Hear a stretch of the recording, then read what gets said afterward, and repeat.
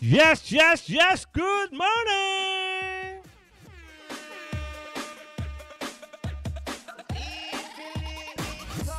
Ano?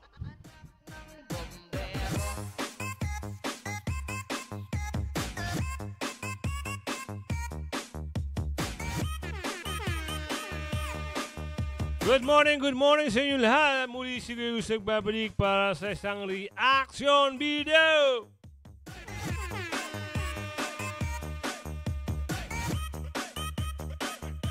Pero bago ang lahat, shoutout muna tayo. Yan, shoutout kay Lotto Vegas ng New Zealand, kay Sinaida Williams ng Amerika to Florida, USA, kung di ako nagkakamali. Yan, shoutout po sa inyo, siyempre sa mga masugid natin subscribers at sa mga bagong pasok sa channel ni Kuya Goods. Ayan, mega lang shoutout po. At kung gusto nyo magpabate, ayan, malaya po kayo mag-comment, magpa-subscribe, natatawa tuloy ako Malaya po kayo mag-comment para mabati ko kayo. Siyempre, tuloy-tuloy tayo!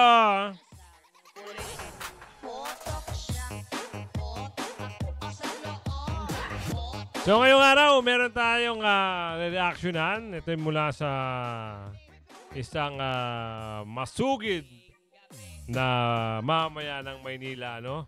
Meron siyang sasabihin, no? Panoorin na sa ating mga video na ito. Let's go! Ay, magandang hapon sa'yo. Oo, okay lang. Babalik si Yorme sa lungsod ng Manila bilang isang mayor. Ano po ba masasabi ninyo? Mas mainam, malinis ang yung Maynila pag siya ang tumakbo. Dapat, kung saan, huwag na siya lumayo. Huwag na lumayo. Oo, dito na lang siya manatili kasi marumi ang Maynila. Sa ngayon? Oo. Okay. Mas gusto ko siya, ang bango ng siwi pag si Yorme ang umawa. Yun, no? Walang panahon, kay Ira pala, kay ano pa lang, kay Lopez pa lang nung araw Diyan na sa Ermita ako nagtitinda. Okay. Baywalk, hindi naman din na, totally nga ako talagang standby nga paikot-ikot lang. Mas gusto ko si Yorme. Ayan, kita nyo sa bibig pa lang ni Nanay talagang mas gusto niya si Yorme kasi marami nga nagawa yung tao. Mas gusto mo yung ginagawa niya? Yeah, gusto ko sa kanya. So, Nay, ano ho ba yung mga ginawa ni Yorme besides sa ganun sinabi mo kanina na for example, mga proyekto na hindi mo makakalimutan? Ay, yung hindi ko makalimutan sa kanya, yung lockdown. Alam mo ba yun, number 1 siya. Kita mo, lahat ng tao, hindi Noong lockdown, ano yung naibigay ni Yorme para sa inyo? Palagay natin. Sige, tuloy natin, no? At saka may mga chismis na yung sa senior daw, no? Nagbigay si Yorme para sa senior. Pero nung nawala si Yorme sa pagka-mayor ng Maynila dahil tumakbo siya sa higher position, nawala daw, no? Nakakabuwisit yung mga ganung bagay, no? Pinapaganda ng mayor, dating mayor, ito na mga umupo, pilit binababa pa rin at binababoy talaga. Nako, grabe. Ngayon, mag-expect kayo kung mag-expect kayo ng boto? Boto daw, Tuloy natin. Hindi kami dito sa pinabayaan. So, hindi kayo nagutom? Hindi kami nagutom kay Yorme. Totoo naman. Pero higit sa lahat, talagang huwag na ninyo bawalan ng vendor. Yung iba kasi gumagawa ng kaayusan, yung iba hindi naman gumagawa ng kaayusan, nadadamay kami. Pero gusto ko talaga siya. Damay na kasi nangyayari. Malinis siya. If sakali ngayon ay dumating si Yorme dyan at andyan lang sa gedli at bibigyan kayo pagkakataon makausap mo siya ng personal, ano nga gusto mo sabihin sa kanya? Bumalik na siya dito, huwag na siya lumayo. Kasi yan ang kasanayan ng tao rito. Malinis siya, gusto ko sa kanya. Okay.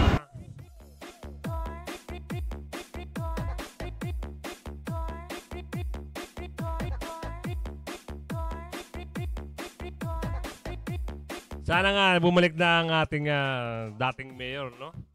At saka mga patutsada. Naku, Diyos ko. Kaya nga may nagko-comment binigyan na kayo ng pagkakataon. Hindi nyo pa inayos.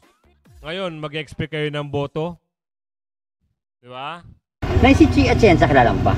Oo, kilala ko siya. Ano na ang gusto ko, si Yorme. Si Yorme. Na mabalik talaga. Yan kasi, ang maraming nagalit kay Yorme dahil yung gawa ng mga bindor. Oo. Pero alam mo, mas ginusto ko siya kay yung kay Lacuna, wala talaga. Nako.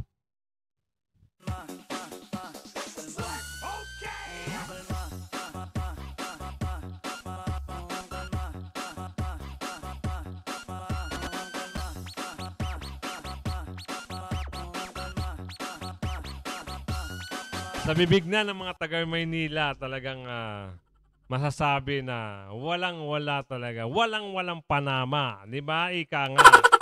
Walang-walang panama yung administrasyon ngayon doon sa dating namuno. Kaya masabi natin na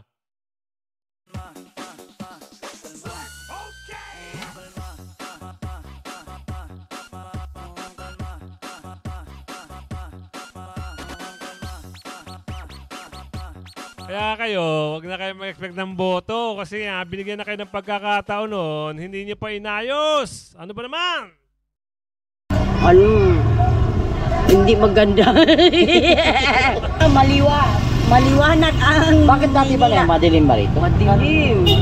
So si Yorme nabigyan ng liwanag sa Manila? Oo. Sana Kahit all. saan. Kahit saan. Kahit sa Biwok. Yun sa Biwok, nawala lang siya. Tita mo naman, mukha ng mukha ng tae. Kaya Yorme, bumalik ka dito sa Maynila. Huwag ka na lumayo. Okay. Gusto ko pa. Ngayon, nakikilabutan ka? Kilabutan ako pag yan siya ang pinag-uusapan kasi alam ko pasok siya. Di ba? Di ba? Kalma.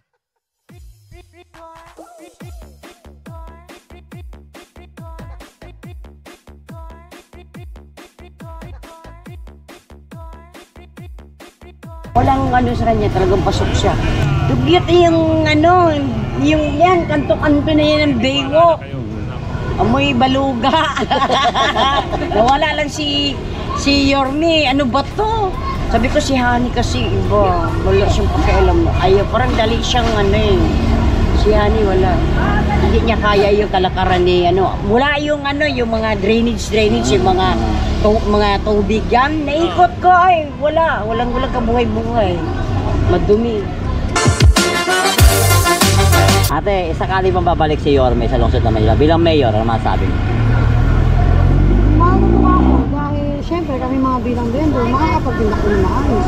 Oo. So ano po ba yung mga bagay na hindi makalimutan na ginawa ni Yorme? Ito baka, sa akin kasi hindi ko makakalimutan yung mga pagbibigay ng mga ayuda, mabilis. O, kita mo? Sa mga ayuda, usaping ayuda, dapat, pag ayuda, ibigay sa taong bayan. Huwag nang kukurakutin. Di ba? Ang hirap sa inyo, para sa tao na, tinatago nyo pa.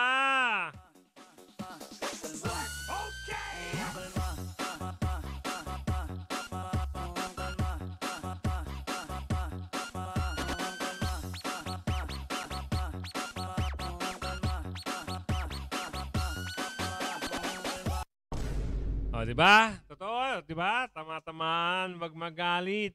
Pag tinamaan sa pool. Kasi pagtutulong sa mga Kapwa. So ate, sa ngayon, pagbibigyan ka ng pagkakataon na makasama mo si Yorme, personal, at magkausap kayong dalawa, ano masasabi mo? Si Yorme na, Isko. Ay, si Isko? Oo. Ano na? Huwag ka masagad. Hello. Kuya na ka. Magandang hapon pare, ma'am. Magandang hapon sa inyo. Matanong ko lang, if baka sakali bang babalik si Isko Moreno bilang mayor sa lungsod ng Maynila, ano masasabi niya?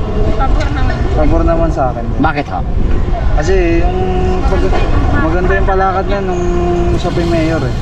Sa ngayon, parang wala lang din nangyari. Hoy, hoy, hoy! Wala raw nangyari. Grabe. Talagang kawawa, no?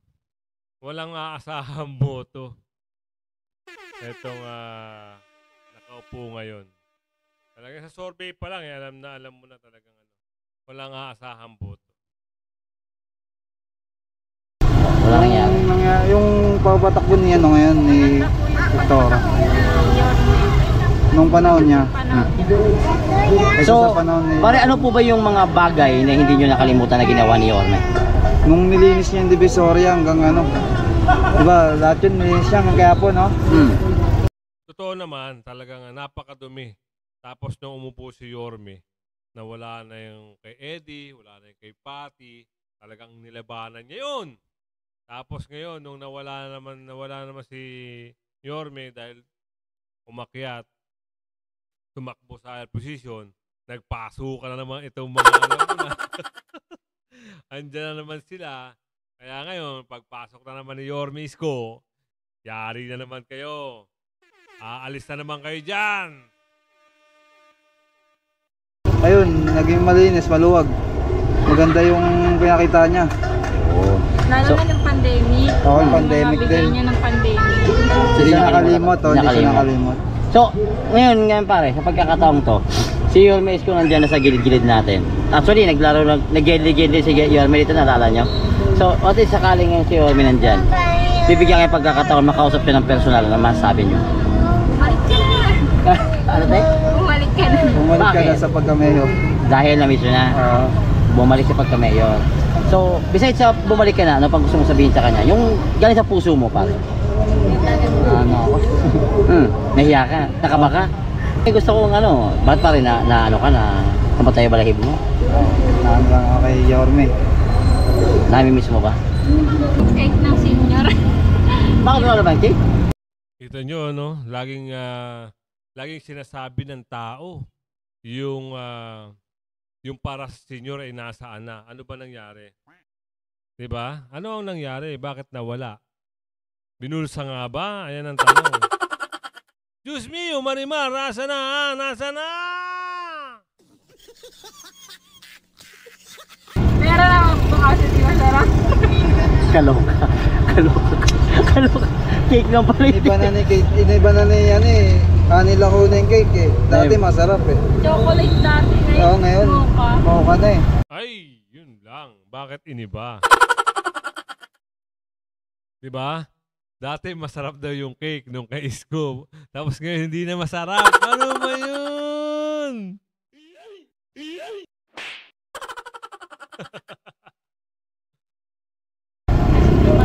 So ikaw, kay Yorme, anong gusto mo sabihin kay Yorme? 100%. Wala na akong masabi dyan. Kasi sa 3 taon niyang pagsiservisyo, maganda yung pinakita niya eh. Lalo na ng pandemic. Oo, marami siya natulungan. Marami yung papala, maganda yung papala.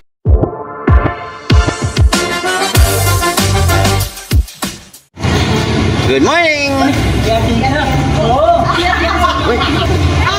Si Chia Chensha, talagang matutuwa ka, talagang parang si Yorme Isko rin. Mapagmahal sa mga senior, sa mga taga Maynila, siyempre yan ang turo ng kanyang ama na si Lito Atienza, no? So, diretso. Kilala?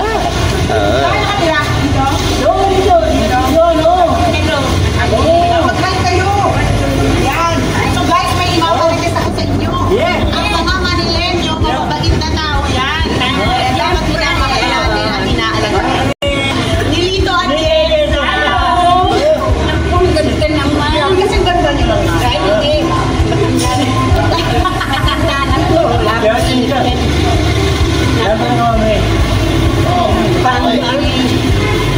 Matanda na to. Huwag natin ito, init na natin. Huwag natin kanong kakanin ko yan. Ay, nakikit. So, yan, kita nyo naman, no? Talagang malambing, mapagmahal sa taga Maynila, si Chia Atienza. Kaya kung, siyempre, kung nasa puso nyo, si Yorme, idamay nyo na si Chi. Para naman, siyempre, no, magserbisyo na maayos. Kasi kung hindi, mananalo si Yorme, tapos si Chi, hindi, parang pangit din, di ba? Maganda, parehas sila. Di ba? Di ba? So, kung umabot ka sa video na ito, siyempre, magsayaw-saya muna tayo!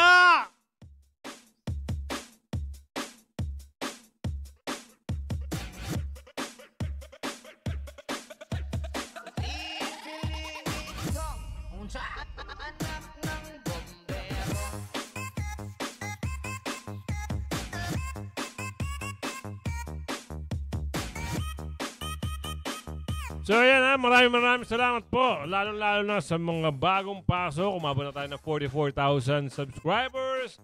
At patuloy na lumalago pa. No? At syempre, lagi natin sinasabi yan na magandang umaga, magandang tanghali, magandang hapon, magandang gabi sa inyo lahat. Hanggang sa susunod na video, mabuhay po kayong lahat.